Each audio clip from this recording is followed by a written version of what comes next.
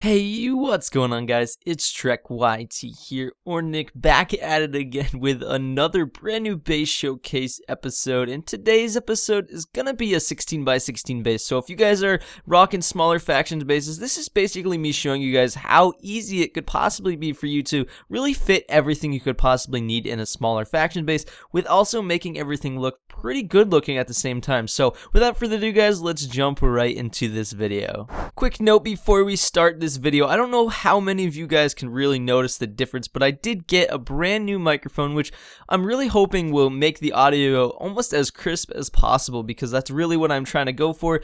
I think it sounds great so far. I think there is a pretty big difference, to be honest with you. I think that for the most part my audio is pretty crisp now, so I'm pretty excited about that. So let's actually now start into this video and into this little base tour, so enjoy. Alright guys, so there really isn't too much space when you're talking 16 by 16. On the interior, it's actually only 14 by 14. So really the biggest challenge when building a base like this is really to learning how to use space management as well as possible. So you only have so big of a 14 by 14 area, so you really have to utilize, I guess, the height that you can possibly use in a base. So I think my biggest suggestion is try to make more than one layer, or maybe like balconies like I did here. So really, I think you would probably spawn in around somewhere around here, and then you would probably have some sort of main focal point over here, and then have like a walkway up above. So when you're looking at this, I think this is a very grand arch and stuff like that. So I think that's where a very good building, I guess, fundamental comes in, is really the height in the arches. But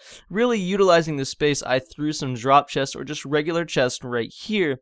And then on the side, I threw some water as some decoration, but I even put a little bit of a protected chest. Now, this isn't overly protected. I mean, if you really wanted to, you could switch this up, make this the water area, so you could have a more protected chest, but this does have a little bit of water on it, so I mean, I guess it helps a little bit from, I guess, explosion blasts, but I don't really play factions too much, so I don't really know the whole, I guess, how detailed you have to go when getting, I guess, protected chests covered. So that's just a little, I guess, brief, I guess, protected thing. I don't know. I didn't even put blocks on top, but when you're thinking like a smaller base like this, you're really hoping that your exterior defenses would do, I guess, more protection than you'd have to worry about when they get on the inside. So let's go ahead and move up top. So you come up from this ladder on the side, and I think that's a pretty good area to just throw in a little ladder on the side. You're really not going to have much space for staircases inside a base this small, because then you're really just not utilizing your space as best as you possibly could. So you come up top, and we do have the, I guess, protected slash not really protected chest on the side,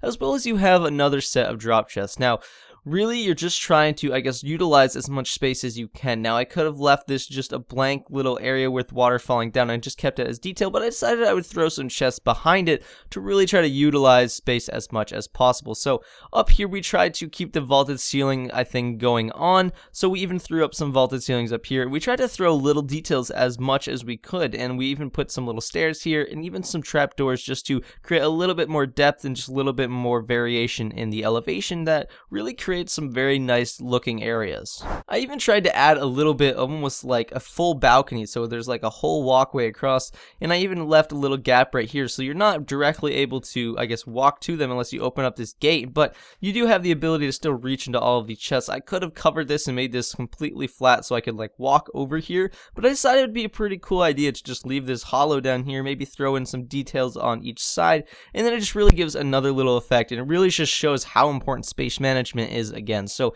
from up here, you can see down below we've got more chest over there. Even if you wanted to, you could use this as almost a function piece. You could open up these gates and just have quick access to just drop right down. I think that's a pretty good idea. It may or may give you a lot of fall damage depending if you have feather falling or not, but it's just a cool idea because it's just another possible functional piece inside this small base. We even have little anvils over here creating little plants almost, but they even have their own functional piece because you can actually use the anvil to actually use its own purpose to repair things, combine things, stuff like that. So that is basically everything that's functional wise in this base. So this is basically our palette that we have going on for this entire base. Now I think it's a very interesting palette, and I think it's just something that you have to, I guess, explore sometimes, to just try using different blocks, because I never really used the jungle planks because I think they're just a really weird color, but I matched them up with some different clays, and I think that utilizing them in that way really was what benefited this base, because it's such a different palette that you don't see too often. I think it works really good with just the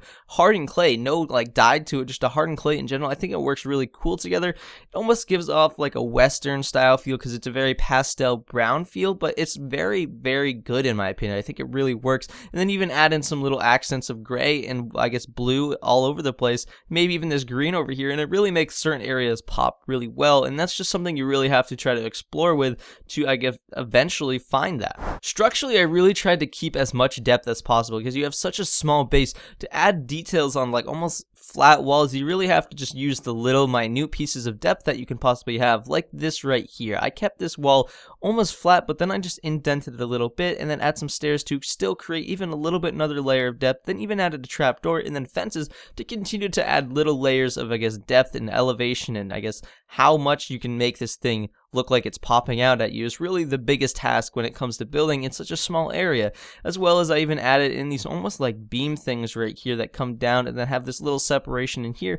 That's all me trying to, I guess, really utilize all the space I have and create just different angles and different pieces of depth, which all come together and make this base what it is. So that's basically our base for today. I guess the tips for today's base is, in the smaller area, you really have to work on utilizing every piece of space that you have because there's only so much you can have. You really have to become creative on creating little places that can be functional as well as look very interesting. Now, I hope you guys did enjoy today's base showcase. I hope this helps out the couple people out there that have a lot smaller faction bases, or I guess bases in general, because 16 by 16 is a pretty hard area to build something very good looking, which I think I successfully did, and I hope this helped out those couple people that really wanted smaller bases, because I know there's a lot of people out there.